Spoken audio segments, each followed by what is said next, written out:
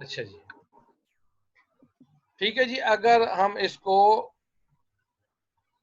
Radiation देते हैं correct wavelength के साथ, तो फिर क्या होता है इसकी, और इंटेंसिटी के साथ, तो ये फिर हमारे लिए फ्री रेडिकल्स बनाता है। क्या चीज? या कैम्फोर क्यूनोन। ठीक है, कैम्फोरो तो नहीं होता, कैम्फोर होता है। तो ये डाइकीटोन होंगे जो कि हम फ्री रेडिकल्स बनाने के लिए किस में, जो हम विजिबल लाइट एक्टिवेटेड मटेरियल के लिए यूज करते हैं। अब इसमें यह है कि ये मटेरियल जो होते हैं, ये कहते हैं ये लाइट पे बहुत ज्यादा सेंसिटिविटी शो करते हैं, और लाइट से आपने इसको जरा दूर ही रखना है। और सिरिंजेस के अंदर ये हमें मिलते हैं। सिरिंजेस से मुराद ये वाली सिरिंज, ये आपने देख ली होंगी, ये सिरिंज बनी हुई है, ये वो दूसरी वाली सिरिंज नहीं है। ठीक है, अच्छा जी।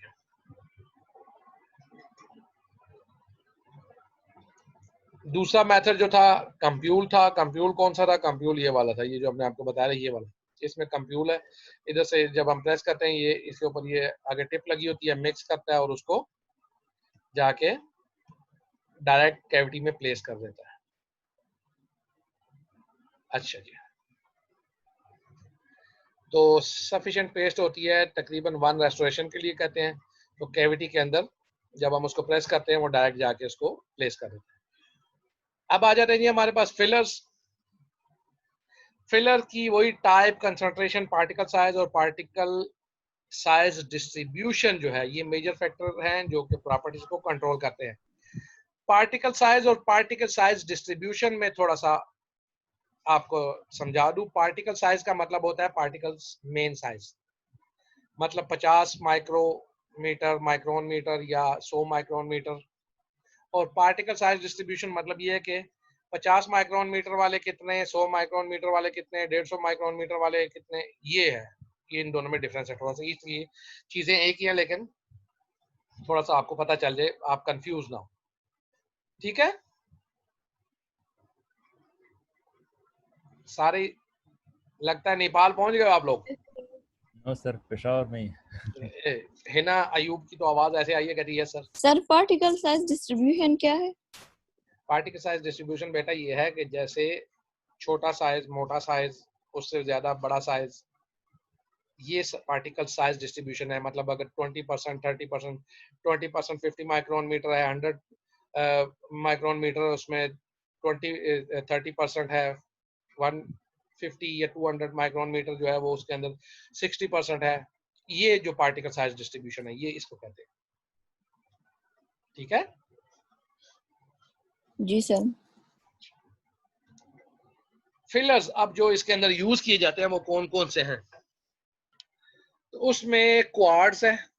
क्वार्ट्स हम पढ़ चुके हैं, वही वाली क्वार्ट्स। क्वार्ट्स सिलिका ही है और कुछ नहीं है, फ्यूज्ड सिलिका है। उसके अलावा बहुत से ग्लास टाइप हैं जिसमें एल्यूमिनो सिलिकेट और बोरोसिलिकेट है। इवन कुछ में बेरियम ऑक्साइड भी पड़ा होता है। ये फिलर्स होते हैं।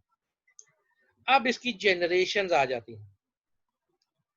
फर्स्ट जनरेशन हमारी कंपोजिट की जो थी, वो उसका जो टिपिकल फार्मूलेशन, फिर वही टिपिकल के मतलब जो यूजुअली जो यूज होती थी, उसमें 60 to 80% बाई वेट, वजन के लिहाज से ये ध्यान में रखिएगा, बाई वॉल्यूम नहीं, बाई वेट, उसमें क्वार्ट्स या ग्लास होता था।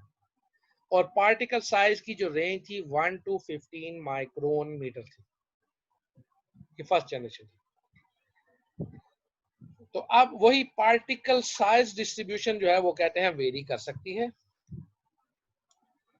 तो प्रोडक्ट टू प्रोडक्ट। ठीक है जी, तो कुछ में जो 15 माइक्रोन पार्टिकल्स जो हैं वो ज्यादा हो सकते हैं, क्योंकि इसमें रेंज तो हमने बताई है ना कि 1 माइक्रोन मीटर से 50 है। तो उसमें ये हो सकता है कि 15 माइक्रोन मीटर वाले जो है ना वो ज्यादा हो बनिस्बत 1 या 1 से 15 से नीचे वाले।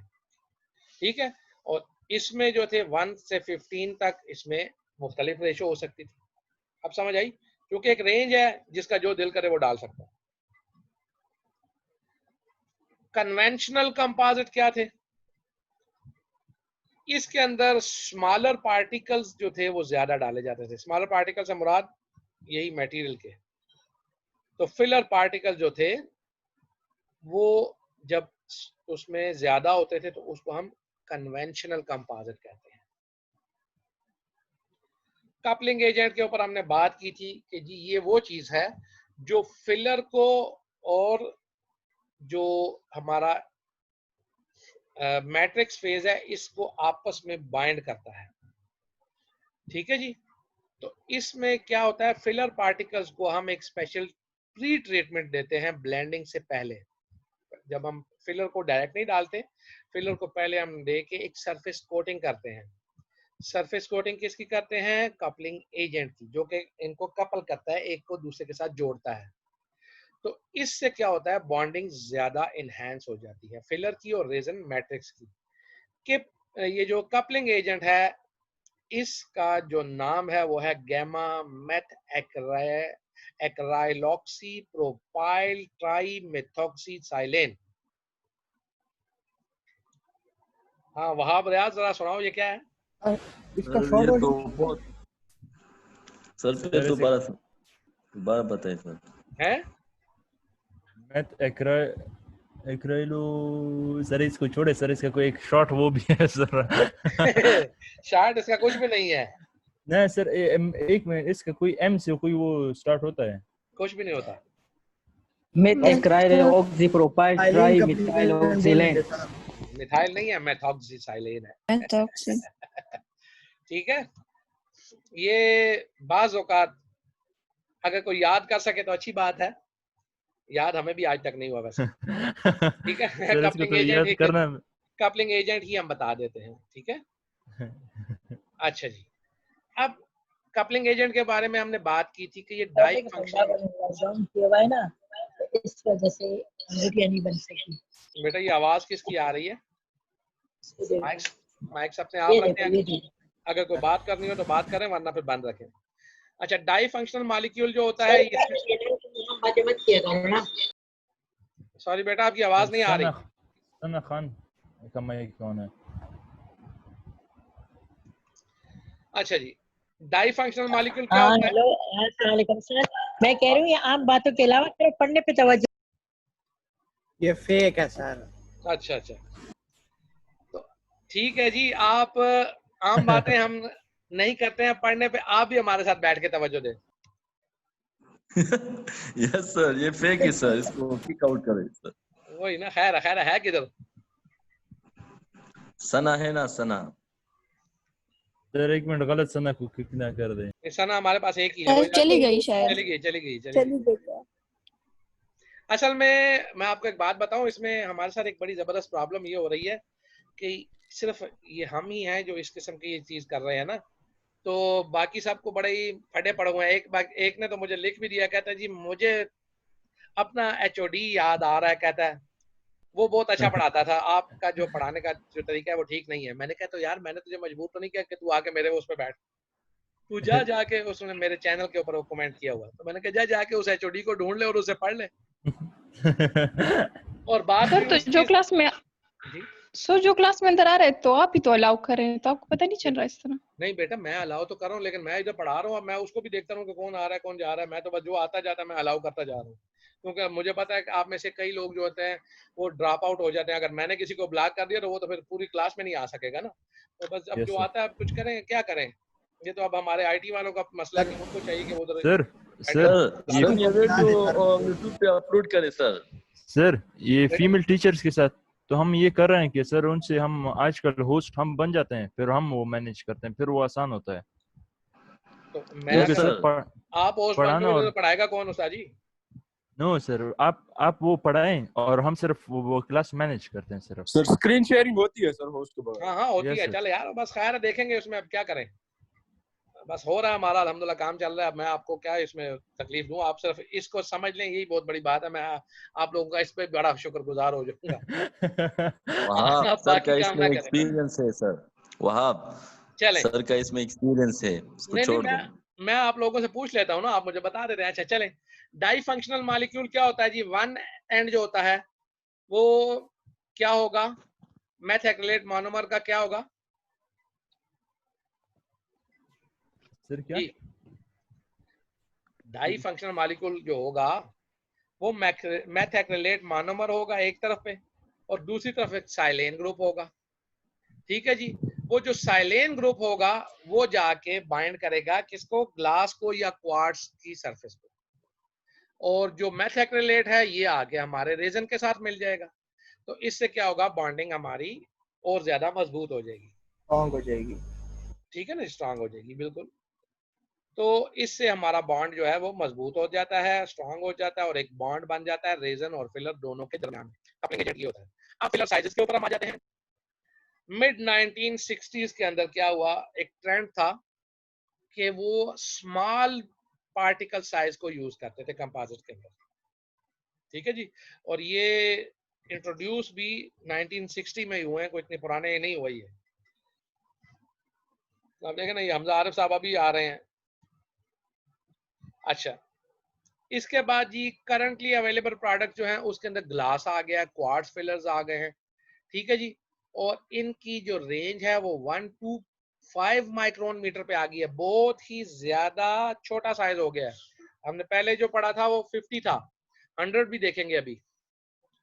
अब उसके बाद आ गए जी हमारे पास माइक्रोफिल्ड, माइक्रो और कम छोटा हो गया है। माइक्रो में क्या हुआ, सब माइक्रोन पार्टिकल्स आ गए हैं सिलिका के, जिसकी रेंज क्या थी 0.01 से लेके 0.1 माइक्रोन मीटर तक, और मीन डायमीटर जो था 0.04 माइक्रोन मीटर था।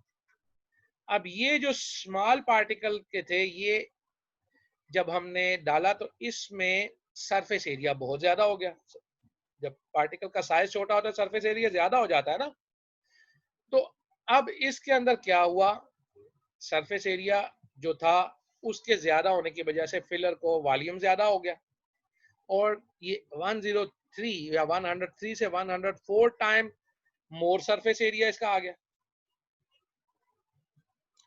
तो अब जब इतना सरफेस एरिया था तो लोडिंग जो थी वो कम हो गई, क्योंकि अब हम इतने रिएक्टिव मटेरियल को, सरफेस एरिया जिसका इतना ज्यादा हो, उसकी हाई फिलर लोडिंग हम नहीं कर सकते। और हमने देखा है कि हमने तो फिलर लोडिंग ज्यादा करनी है, तो ज्यादा फिलर होंगे तो फिर हमारे पास अच्छी प्रोडक्ट्स मतलब प्रॉपर्टीज आती हैं। तो अब क्या हुआ, ये स्मॉल पार्टिकल साइज था, इसके साथ सिर्फ हम 30 से 60% फिलर जो है बाई वेट इसके अंदर ऐड कर सके, उससे ज्यादा नहीं जा सके। ठीक है जी। अब होता क्या था, जब इसको हम यूज करना शुरू करते थे तो एग्लोमेरेट्स बनते थे। एग्लोमेरेट्स क्या होते हैं जी? पता नहीं है सर। एग्लोमेरेट्स का आपको नहीं पता? एग्लोमेरेट्स क्या होते हैं, जैसे ये देखें, ये हमारे पास एग्लोमेरेट्स ये हैं, ये हमारे फिलर हैं। ये इस फिलर के ऊपर ये दूसरा फिलर इस तरह से आके बैठ जाए, फिर उसके ऊपर एक और आके बैठ जाए। ये अगर हम ये यूं इकट्ठे होते जाए फिलर्स, तो ये इस चीज को हम एग्लोमेरेट कहते हैं, ये इकट्ठे हो जाना, पाइल अप हो जाना। समझ आ गई एग्लोमेरेट्स की? यस सर, आ गया। जी, तो ये एक साथ एग्लोमेरेट्स हो हो जाए। जाते हैं। तो चूंकि छोटा साइज था तो उसके अंदर देखा कि ये फिलर पार्टिकल 30 to 60% भी हम डाल रहे हैं, लेकिन उसके बावजूद रेजन के साथ इनकी वो नहीं हो रही, रिएक्शन नहीं हो रहा, उसके साथ ये मिक्स नहीं हो रहे। उसके अलावा उसकी बजाय ये आपस में ही इकट्ठे हो रहे हैं, एग्लोमेरेट बन रहे हैं। ठीक है। तो वो ये नहीं हो रहा कि रेजन के साथ ये मिक्स हुए हो। तो एग्लोमेरेट्स का ये देखो, fillers attach to each other, ये एग्लोमेरेट्स हमारे बनने शुरू हो गए। तो फिर हमने क्या किया, फिर हमने इसके अंदर कुछ थोड़ा सा मेथड को चेंज किया। तो हमने क्या किया, स्मॉलर पार्टिकल्स को थोड़ा सा अलग से किया, डायरेक्ट ब्लेंडिंग की हमने रेजन को, जो कि मुश्किल थी, लेकिन हमने इसके लिए एक और काम ये किया कि प्री पॉलीमराइज्ड ब्लॉक बनाए रेजन के। वो कैसे, हमने एक रेजन लिया, रेजन के साथ हमने ब्लॉक बना दिए। कौन से ब्लॉक बना दिए जी, ये हमारे ब्लॉक बन गए। ये रेजन का एक ब्लॉक, ये दो ब्लॉक, ये तीन ब्लॉक, इस तरह से हमने इनको इनको हमने पहले ही पॉलीमराइज कर दिया। क्या कर दिया? पॉलीमराइज कर लिया। पॉलीमराइज कर दिया। अब पॉलीमराइज Polymerize.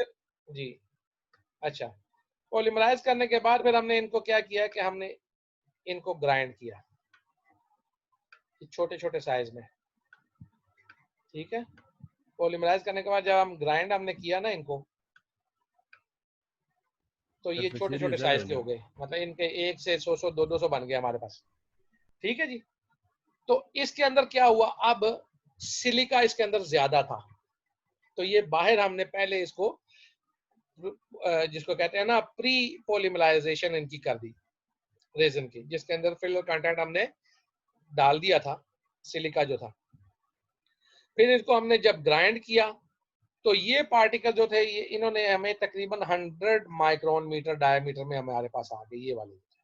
ये अगर 500 में थे या 1000 माइक्रोन मीटर में थे तो ये आ गए हमारे पास। अब जब ग्राइंड हो गए, ग्राउंड करने के बाद या जिसको बारीक पाउडर इनका किया तो 100 माइक्रोन मीटर में आ गए इनके, जिसके अंदर सिलिका भी पड़ी हुई थी। अब इनको फिर हमने मोनोमर के साथ और कम मोनोमर के साथ हमने इसको फिर मिक्स कर लिया और फिर हमने वो इनिशिएटर और एक्टिवेटर बना के इनकी पेस्ट बना ली। समझ आई? क्योंकि उसको हम नहीं कर सकते थे तो हमने ये मेथड Yes, sir. चेंज कर दिया। हमने उनको मिक्स पहले बाहर ही उनको मिक्स करके उनको पॉलीमराइज कर दिया, फिर हमने उसको ग्राइंड कर दिया, ग्राइंड करके पाउडर बना दिया, फिर हमने उसको दोबारा मोनोमर और को मोनोमर्स के अंदर बना के एक ब्लेंड बना दिया, ठीक है जी। तो अब जो कंपोजिट मटेरियल है वो कन्वेंशनल ग्लास, क्वार्ट्ज और उसके साथ ये सब माइक्रोन पार्टिकुलेट सिलिका वगैरह ये सारे मिलके ये भी इसके अंदर मिल गए। अब इनको हमने हाइब्रिड कंपोजिट कह दिया। कौन से? Hybrid composite. हाँ, तो इसके अंदर सब कुछ हाइब्रिड में क्या होता है, हाइब्रिड वो चीज होती है जैसे आपने गाड़ी देखें, पेट्रोल पे भी चलती है और बिजली पे भी चलती है, उसको हम हाइब्रिड कहते हैं ना। Yes sir. तो सेम वही चीज यहाँ पे हुई कि हमने ब्लेंड कर दिया कन्वेंशनल का भी और सब माइक्रोन दोनों का, तो ये हमारे पास हाइब्रिड आ गई। इसके अंदर फिलर लोडिंग जो थी हमारी, उसमें हम 30 to 60% नहीं जा सकते थे, इसमें हम 75% पे आ गए हैं। वो भी कौन सा? कन्वेंशनल का 1 to 50 माइक्रोन मीटर का, और 8% सब माइक्रोन साइज था, ठीक है ना, जो 0.04 माइक्रोन मीटर एवरेज थी जिसकी। तो वो अब ये 675 और 8% दोनों मिलके कितने बन गए हमारे पास? सर 83 आ गया जी। तो ये टोटल फिलर कंटेंट हमारा 83% आ गया हमारे पास। अब ये कितना हो गया? बहुत ज्यादा हो गया ना फिलर कंटेंट हमारे पास। पहले तो हम 30 से 60% मैक्सिमम जा रहे थे और अब हम एकदम 83 पे चले गए। तो ये हमारे हाइब्रिड कंपोजिट आ गए, ठीक है जी। अब फिलर लोडिंग बाय वेट जो थी, इसमें ये था कि कुछ हाइब्रिड कंपोजिट जो थे उसके अंदर 3 डिफरेंट पार्टिकल साइज हमने डाले हुए हैं। तो जब 3 डिफरेंट साइज हम डाले हैं तो इसमें फिलर पैकिंग बहुत ज्यादा हो गई है। स्मॉलेस्ट पॉसिबल वॉल्यूम हमें जो था उसके अंदर फिलर्स कंटेंट बहुत ज्यादा मिलना शुरू हो गया, और इवन वो 83 से ज्यादा हम 90% बाय वेट तक पहुंच गए हैं फिलर लोडिंग लेके, ठीक है, हाइब्रिड्स में। अब डिफरेंस क्या आएगा? मॉडर्न फार्मूलेशन जो है कंपोजिट की, उसके अंदर न्यू मेथड मैन्युफैक्चरिंग के हैं, ठीक है जी। इसमें पार्टिकल साइज और शेप जो है वो कंट्रोल कर ली जाती है, और ट्रेडिशनल बाउंड्रीज जो है कन्वेंशनल, माइक्रोफील्ड और हाइब्रिड प्रोडक्ट्स के अंदर अब वो हम आइडेंटिफाई नहीं कर सकते। तो इसके लिए अभी एक पिक्चर आपकी बुक में दी हुई है, वो भी देखेंगे। अब इसके बाद आगे है नैनो कंपोजिट। नैनो कंपोजिट उससे भी आगे चला गया काम, हाइब्रिड से भी ऊपर। बहुत ही स्मॉल पार्टिकल नैनो साइज में, less than 1 micron metre average diagram के साथ, सॉरी एवरेज डायमीटर के साथ अगर हमारे पास आता है तो हम उसको नैनो कंपोजिट कहते हैं। हमसे मुराद मैन्युफैक्चरर्स, हम भी उसको नैनो ही कहेंगे, जो मैन्युफैक्चरर ने कह दिया बस वही ठीक है सर। जी। नैनो का तो 10⁻⁻⁹ होता है ना, तो ये उसमें जी तो less than micron 1 micron metre है ना भाई मेरे, माइक्रोन को जाके देखो ना, वो 10⁻⁻⁶ होता है, तो लेस है ना भाई जी। Yes sir. तो हाँ, माइनस तो लेस नाइन का की मतलब तो तो लेस छोटा हो का, गया ना उससे। हाँ तो लेस चाहे आप जितना मर्जी लेस ले जाए। तो जैसे एक आदमी था ना, उसने एक औरत से उसकी उम्र पूछी, उसने कहा जी कितनी है, उसने कहा जी मेरी उम्र है 20 साल और कुछ महीने, चंद महीने। उसने कहा जी ये चंद महीने कितने, उसने कहा जी 200 महीने लगा लो। तो मतलब लेस में आप चले जाओ, जितने मर्जी लेस चले जाओ, 200 महीने लगा लो उसके अंदर। ठीक है ठीक है, सर। अच्छा। Yes sir. अब जी, अब मटेरियल जो थे, इसको माइक्रोफील्ड हाइब्रिड, ठीक है जी, ये जो है क्या है, इनके कैरेक्टरिस्टिक्स जो है माइक्रोफील्ड और हाइब्रिड दोनों के दरमियान में ही माने जाते हैं, ठीक है ना। तो ये नैनो को कोई खास मतलब वो हम अलग से वो कहते हैं वो क्लास नहीं मान रहे। इसको अगर आप दोबारा एक मरतबा पढ़ेंगे आपको थोड़ा बहुत अंदाजा हो जाएगा। ये पिक्चर अगर आप देख लें तो ये आपको सब कुछ बता देगी। कन्वेंशनल में हमारे पास ये बड़े बड़े थे, माइक्रोफील्ड में हमने क्या किया, उनको पहले कम, ये जो डाट डाट नजर आ रहे हैं ना आपको, ये ओरिजिनली ये वाले मटेरियल है, इसको हमने इसमें करके फिर हमने इसको ग्राइंड करना है। फिर तो ग्राइंड करें, ये 10 माइक्रोन मीटर की वो उन्होंने दी हुई है पिक्चर ना, तो ये बड़े हैं उसके ऊपर 50 माइक्रोन मीटर में, ये क्योर होके तो फिर हमने उसके अंदर डाल दिया। ये जो व्हाइट एरिया है इसमें, ये क्या है, हमारा रेजन मैट्रिक्स है। जो इन्होंने हाइब्रिड में तो उन्होंने फिर जो पार्टिकल साइज है, ये देखें, ये वाला भी है और ये वाला भी है, ये दोनों आ गए। तो इसको इन्होंने यहाँ पे चाहिए ये था कि यहाँ पे डालते इतना करते, लेकिन इन्होंने इसके बराबर ही कर दिया, क्योंकि साइज माइक्रोफील्ड और कन्वेंशनल का तकरीबन एक ही रह गया था, 15 माइक्रोन मीटर पे ही रह गया था। समझ आ गई। और हाइब्रिड में ये दोनों आ गए हैं। Yes sir. चले, अभी आप लोगों की हम अटेंडेंस ले लेते हैं, क्योंकि आप लोग 36 हो गए हो। तो 36 के लिए आप लोगों की अटेंडेंस पहले मैं ले लूं, क्योंकि आप लोग बड़े अच्छे लोग हैं। आप भी बहुत अच्छे हैं सर। बहुत अच्छे जी, बड़ी मेहरबानी जनाब आपकी। ये मैं इसको जैसा ऊपर ले जाऊं, अगर कोई ये हुआ जी प्रिंट के जरिए आपका,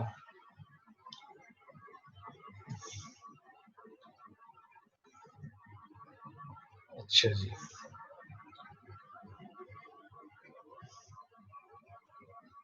आ जाओ जनाब।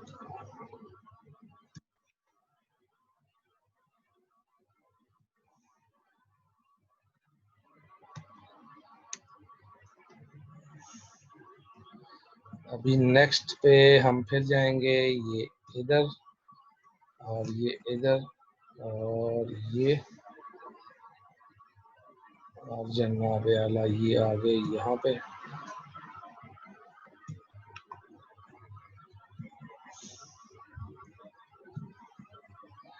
चलो जी, 36 लोग आ गए हैं हमारे पास।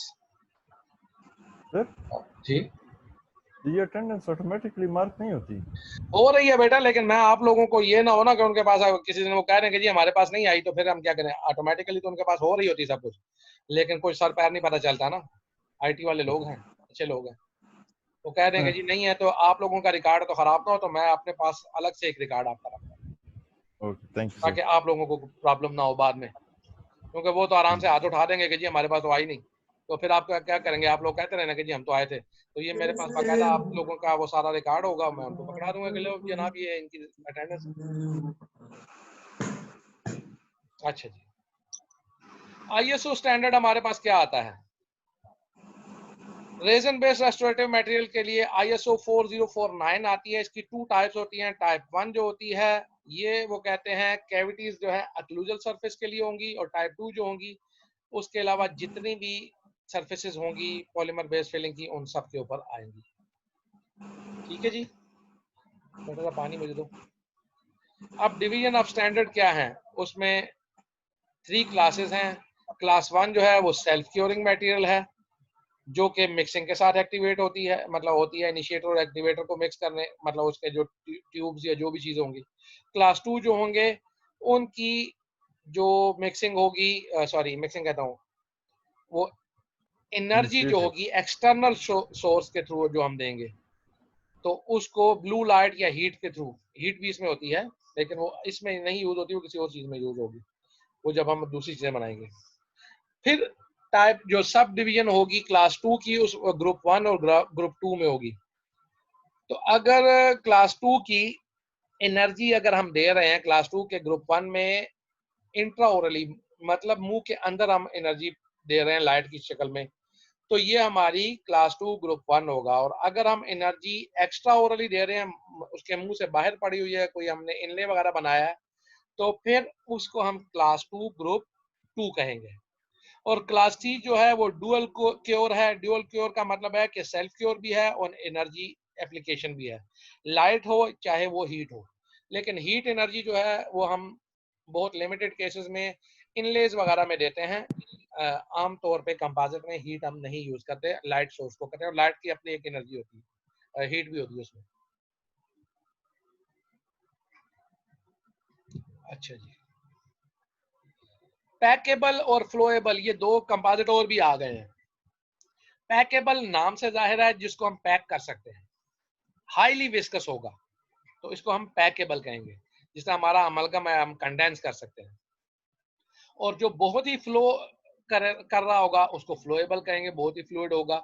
ये दो इनकी और टाइप्स भी हैं। ये टाइप्स ऑफ कंपोजिट के ऊपर अगर कोई क्वेश्चन आए तो आपने ये सारा लिखना है इसमें। इनके नाम कम से कम आप लिख दिया करें, फिर उसको थोड़ा बहुत एक्सप्लेन भी कर देना है उसके मार्क्स के हिसाब से। ठीक है जी, ये पैकेबल का है। ये देखें बिल्कुल एक टिक्की सी बनी हुई है, बस इसको उठाना और कंडेंस कर देना।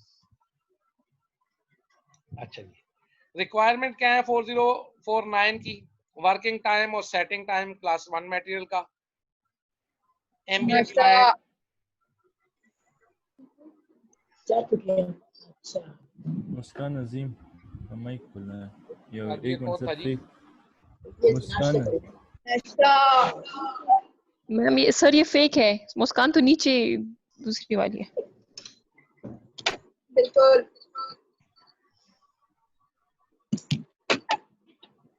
सर ये लड़कियां भी फेक आईडी से आती है ये। अच्छे लोग हैं ना भाई।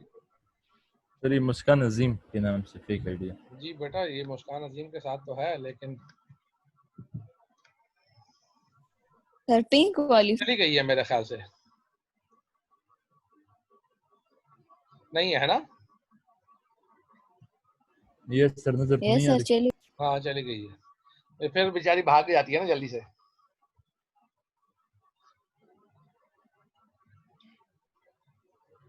भाग जाती है फिर वापस फिर आ जाती है फिर चली।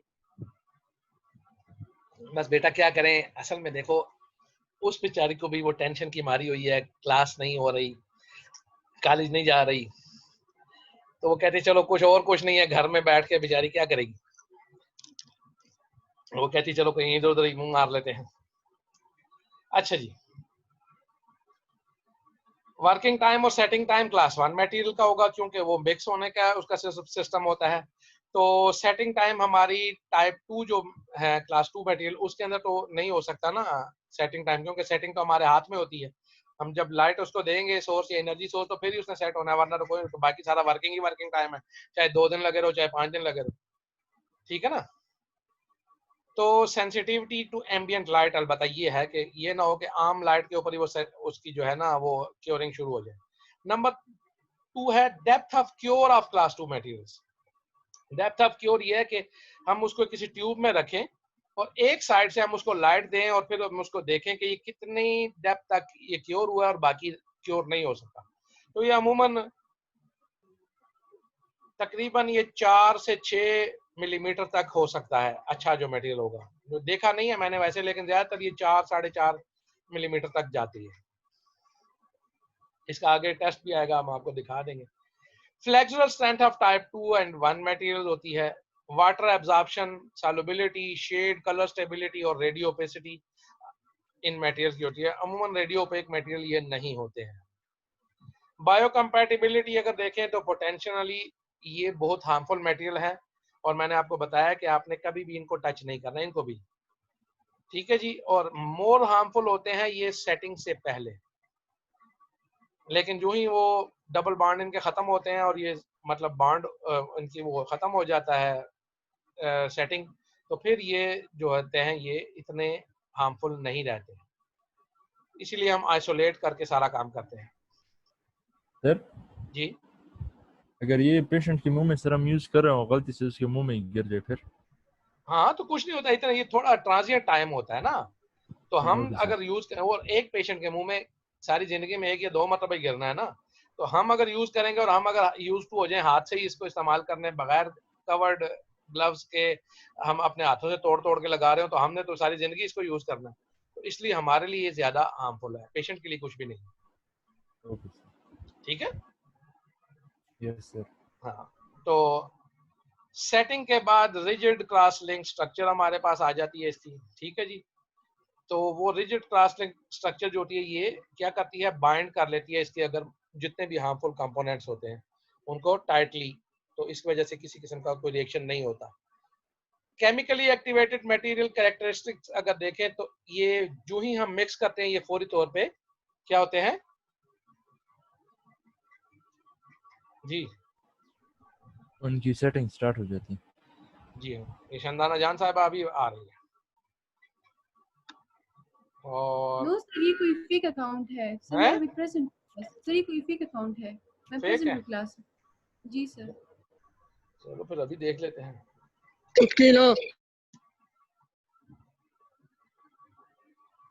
चली गई है ना, नहीं है ना? यस सर चली गई। हाँ चली गई। उसको पता चल गया क्या, हमें पता चल जाता है। अच्छा जी, इसके बाद क्या है जी, केमिकल एक्टिवेटेड मटेरियल जो हमने कहा कि वो उनकी सेटिंग फौरी तौर पे मिक्सिंग के साथ ही शुरू हो जाती है। तो इसकी सेटिंग का जो रेट होता है वो यूनिफॉर्म होता है पूरी की पूरी बल्क के अंदर, क्योंकि अगर हमने उसको अच्छे तरीके से मिक्स किया हुआ तो इसके साथ क्या होता है, इंक्रीज जो होगी वो ग्रेजुअल होगी, किसमें, विस्कासिटी में होगी, विस्कासिटी है। और इसलिए इसका जो वर्किंग टाइम होता है ये हमारे पास लिमिटेड होता है, क्योंकि जो ही हमने मिक्स किया इसने सेट होना शुरू हो जाता है, तो हमने फौरी तौर पे उठा के इसको लगाना होता है, अदरवाइज ये बाहर ही सेट हो जाएगा। ठीक है जी। तो वही चीज के इसलिए हमने इसको प्रीपेयर्ड कैविटी में फौरी तौर पे इंसर्ट करना होता है, अनमैनेजेबल होने से पहले पहले। वर्किंग टाइम इसका जो होता है स्टार्ट ऑफ मिक्सिंग से लेके एंड तक 90 सेकंड होता है। 90 सेकंड का मतलब होता है 1.5 मिनट। ठीक है जी। और वही हमने बताया था कि अगर इसको इंसर्शन के बाद हमने क्या करना है, इसके ऊपर थोड़ा सा प्रेशर डालना है। प्रेशर डालने के लिए हमने एक मैट्रिक स्ट्रिप रखनी है और थंब के साथ या फिंगर के साथ उसको प्रेस रखना है। तो सेटिंग जो है इसकी नॉर्मली 2 to 3 मिनट्स में कंप्लीट हो जाती है।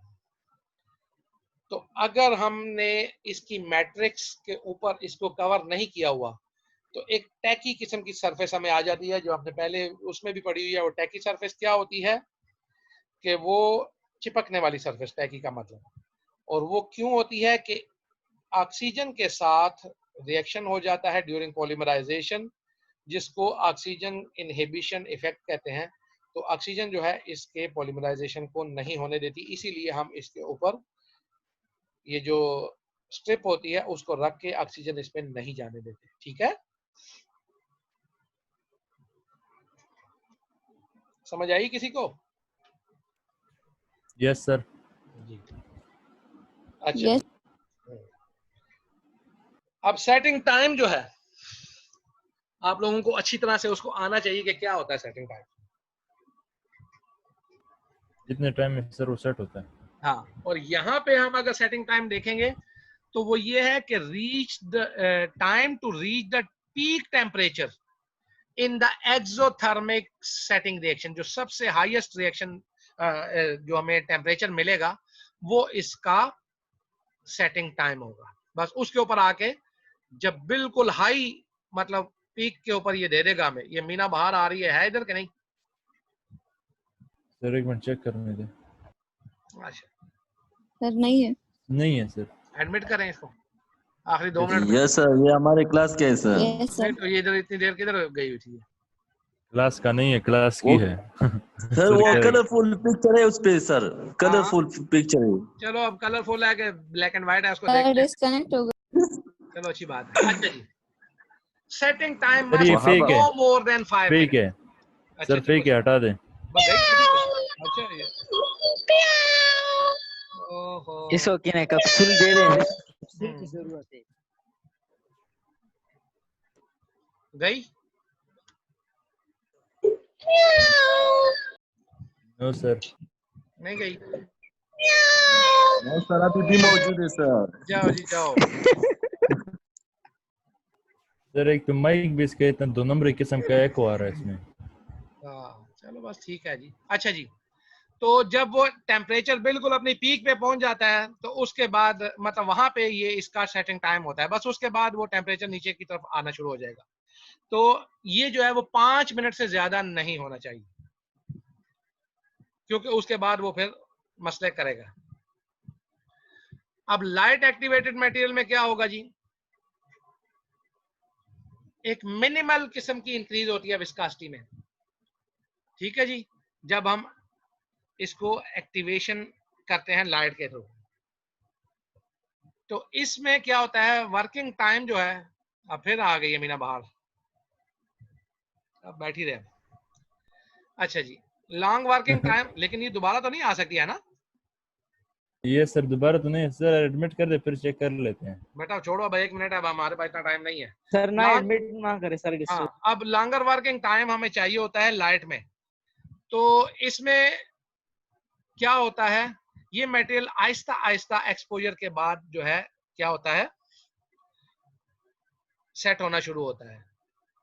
तो इसके अंदर लाइट जो है वो हमें हाई इंटेंसिटी की चाहिए होती है।